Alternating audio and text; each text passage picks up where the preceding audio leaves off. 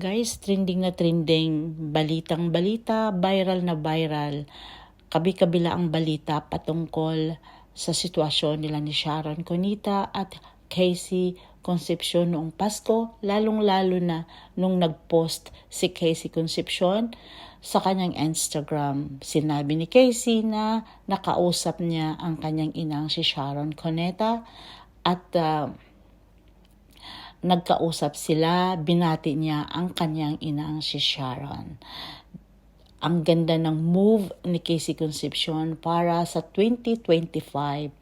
Ito yung answered prayers sa mga taong nagdasal para sa mag-ina, lalong-lalo na ako dahil number 1 Sharonians ako at tagahanga din ni Casey Concepcion. Isa akong masaya, nagpapasalamat dahil nga magkabati na ang mag-inang Casey Concepcion at Sharon Cunita.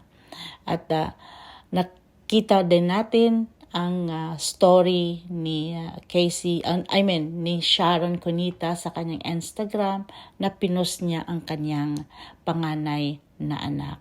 So ito yung the best regalo para sa mga fans ni Sharon at ni Casey Concepcion, lalong-lalo na sa kanilang